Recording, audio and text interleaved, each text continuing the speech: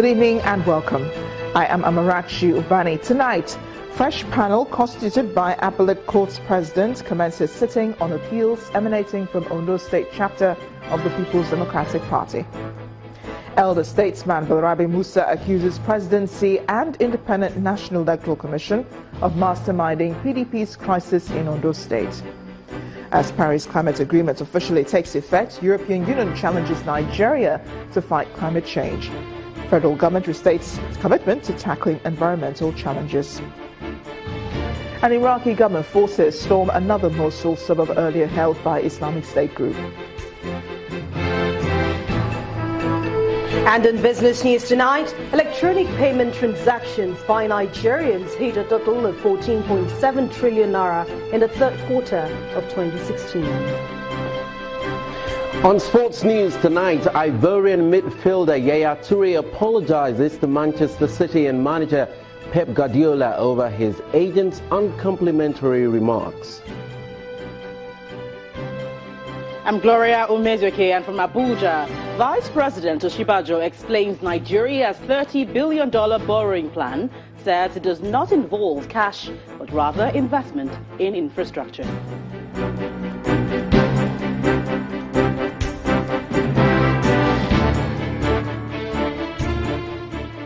We begin tonight in the nation's capital, Abuja, where the fresh panel constituted by the President of the Court of Appeal, Justice Zainab Bukachua, to preside over all the appeals emanating from the Ondo State chapter of the People's Democratic Party, the PDP, has commenced sitting.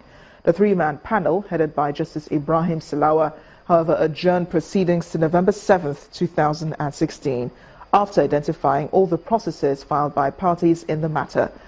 A member of the panel, Justice Ignatius Agwe, called on the parties to internalize democracy in the People's Democratic Party rather than relying on the court to choose its candidates for it. Our correspondent Amaka Okafo has the report. Following the withdrawal of the Justice Jummai Sankey-led panel from hearing cases emanating from the Ondo State People's Democratic Party governorship candidacy tussle, the new panel has commenced seated. Counsel to Mr. Eyitayo Jegede, Chief Wole Olanipekun, prayed the leave of the court to appeal the judgment of Justice Okon Abang of the Federal High Court, Abuja. Olanipekun urged the court to grant expeditious hearing to the application because the matter required urgent attention. But lead counsel to Prince B. Boroboye, the factional PDP chairman in Ondo State, Mr. Ben Nwufo, drew the attention of the court to a motion he filed on November 3rd, 2016, challenging the composition of the special panel and its powers to hear the cases. We are saying the court is not possessed with jurisdiction to determine the matters, the various matters. And we have filed motions, applications, which their lordships have said they will hear them. But the application brought by Mr. Ahmed Raji, another counsel to Senator Ahmed Makarfi-led faction of the PDP, threw up controversy in the courtroom. Arguments ensued between Mr. Raji and one Raphael Oluyede, another counsel representing the Sharif faction of the PDP, over who has the authority to represent the party in court. Irked by the protracted arguments in court, a member of the panel, Justice Ignatius Aguba, took a swipe at the PDP for its failure to internalize democracy within the party. He said there is need for the PDP to internalize democracy. If the party had done that, it will not be passing through this. The party has been factionalized and now come before us to wash its dirty linens in court. Go and put your house in order and stop bothering the court. I very, very much agree with him. They should put all these, their internal squabbles behind so that they can have a viable opposition and a good party in government and a good opposition in the interest of Nigerians. The court also heard 3 more appeals emanating from the candidacy tussle in the People's Democratic Party and adjourned all appeals to the 7th of November 2016 for definite hearing. Amaka Okafo, Channels Television News. Meanwhile, the former governor of Kaduna State and national chairman of the Conference of Nigerian Political Parties, Mr. Balarabe Musa, has weighed in on the controversy over who flies the flag of the People's Democratic Party in the Ondo governorship election. He described the emergence of Mr. Jimoh Ibrahim as the candidate of the Ali Modu Sharif faction of the party in the forthcoming election as the handiwork of the government. INEC should recognize that they probably made very serious mistakes, and they should correct the mistake before plunging the country into chaos as we experienced before. This situation in Ondo State, all indications is a conspiracy, as I said before, between four parties.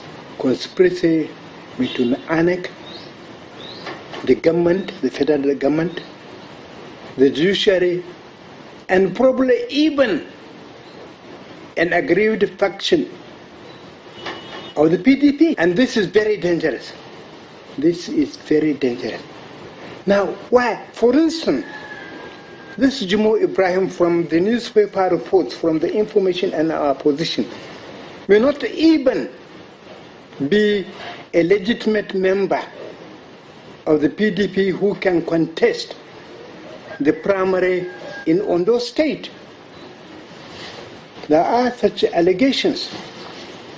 In particular, he has not been in the PDP for up to 10 years and therefore does not qualify to participate in the primary without a waiver from the PDP, which has not happened. To other matters now, the European Union has reiterated its continuous support to Nigeria and other vulnerable developing countries in Africa to fight climate change. EU Ambassador to Nigeria and West Africa, Michelle Arion, at a film presentation on Nigeria's environmental and climatic challenges in Kaduna State, told his host governor, Nasir El-Rufai, that the Nigerian government must ensure it fulfills its commitment to stopping gas flaring by 2030.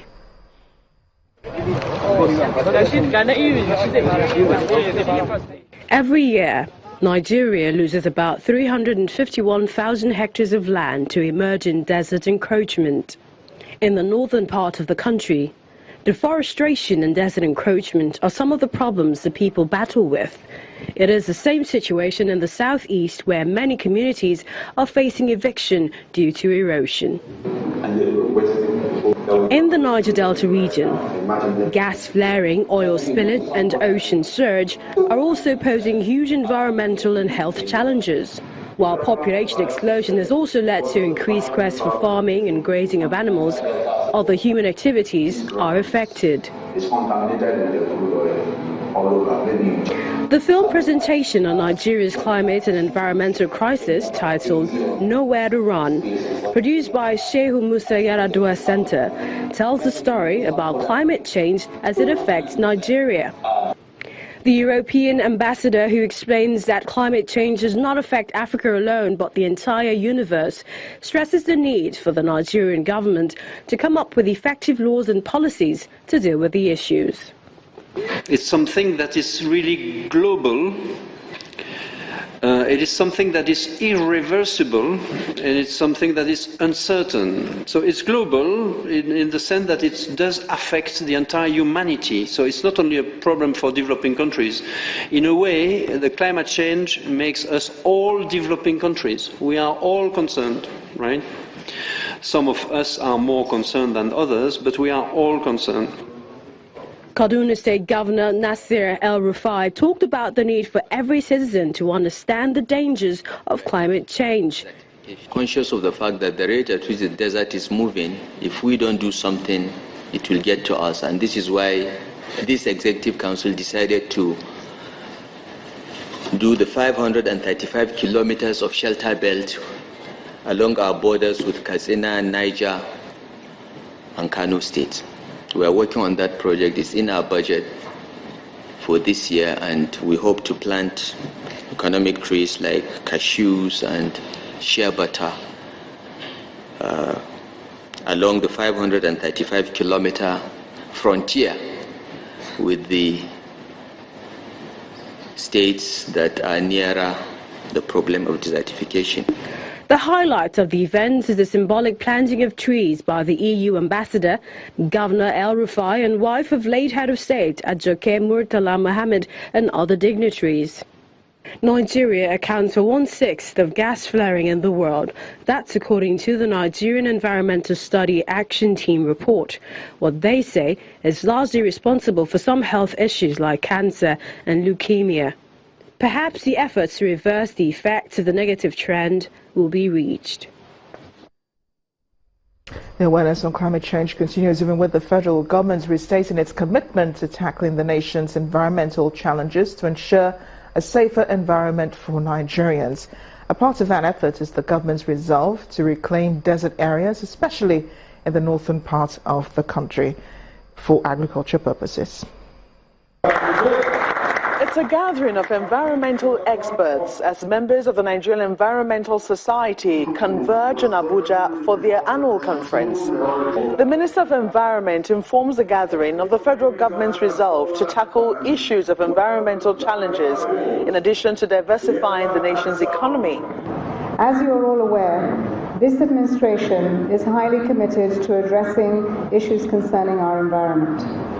The Federal Ministry of Environment is driving the new narrative of empowering people, taking climate action, and protecting the environment as a whole. The president of the Nigerian Environmental Society takes advantage of the occasion to appeal to the National Assembly to hasten the passage of the Institute of Environmental Practice Bill in order to address issues of quackery in the profession.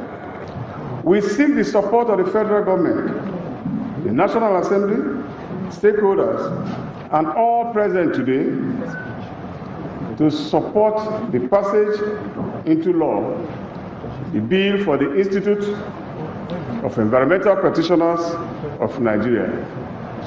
This is what we are looking for. This is our plight. The British High Commissioner to Nigeria calls for a global synergy that will ensure the protection of the environment for generations unborn, as he announces the financial commitment of Britain to the fight against climate change. As of September last year, 62 million British pounds from the UK's Global Environmental Fund and Clean Technology Fund had been put to projects here in Nigeria to support adaptation and the wider fight against climate change.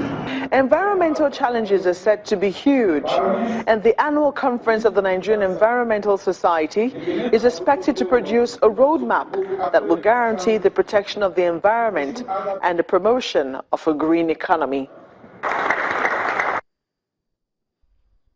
In part two, after the break, more on climate change as the Paris Agreement officially takes effect from today, November 4th. Also, a look at the significance of the historic Paris Climate Agreement. We'll be joined by an environmental expert to dissect the issue. Do join us again.